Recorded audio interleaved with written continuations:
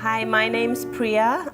I was born and brought up in London and I studied electrical engineering at university. When my husband and I decided to move to Asia, that's when I decided I had to quit and change my job. Now I run a company called Finnan. We design clothes, costumes, and innovative, different fun things for children to wear and play with. So we started off and we called it Finnan because that was our children's names and that's who we were doing it for. And we did make the conscious effort that whatever we did wouldn't affect their lives. So if we were going to go to meetings, it wouldn't be in the afternoon when they were at home. It would always be in the morning. So when we made these dresses just for our friends and for our thing, everybody loved them. I designed the snuggle bag that was born out of the fact that my daughter also went to the aquarium and it was called Sleeping with the Sharks. So I made a little mermaid tail sleeping bag with a zip and everything. So we made that, and again, same with the Elsa dress and the costumes, everybody loved it. So we just continued with that, and that's where I am now.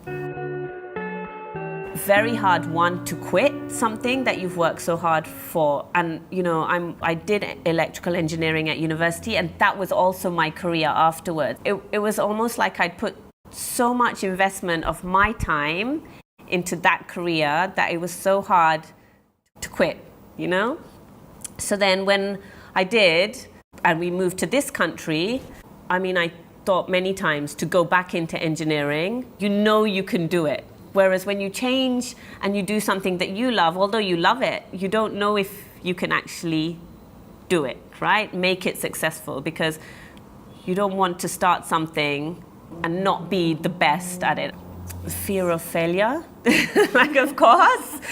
You know, I am quite lucky in that we're not dependent on money. You know, I have that financial freedom to do what I can do, what I love. You know, I'm not a single mom, you know, on the breadline trying to pay her kids' fees. I have a husband, thank God, that can, you know, that has that base level there, and he's very supportive. So you need a good support system, and I'm very lucky that I have that, especially in KL. I think a lot of people around me, my friends, you know, everybody is just there to support you. It's not a competitive environment. Even then, you don't want to let people down.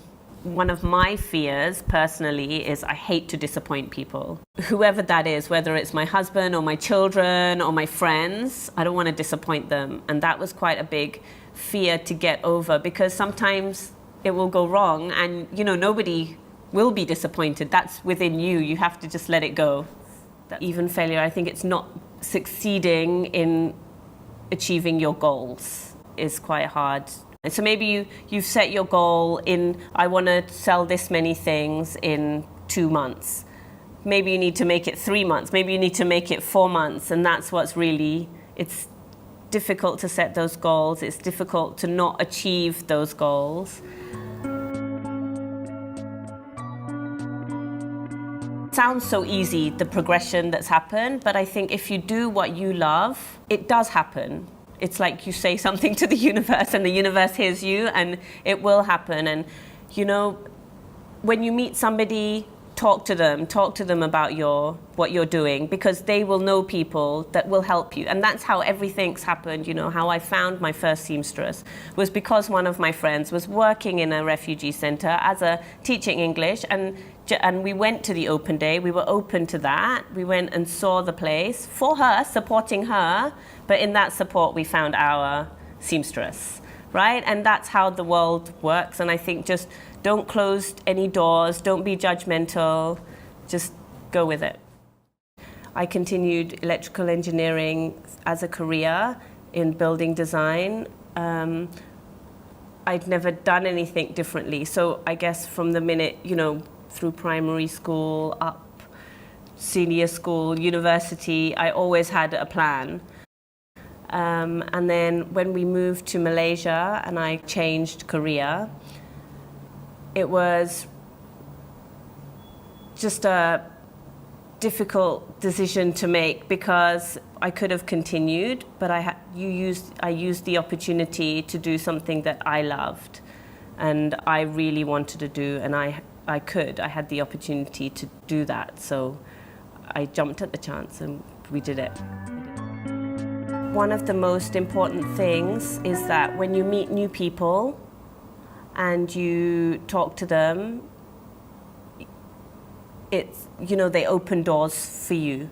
So, you know, if I hadn't met Lindsay, I would never have started Finn and Annie. If I hadn't gone to my friend's refugee center that she was teaching English at, I would never have met the first girl, our first seamstress, you know, the Burmese refugee lady who produced all my clothes for me.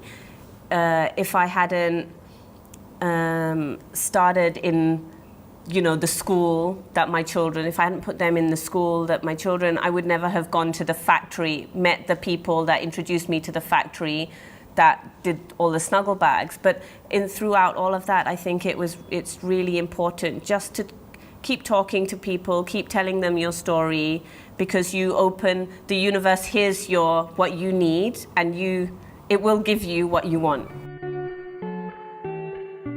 So as a mother, I think we put ourselves down a lot because, you know, motherhood should be a profession in itself.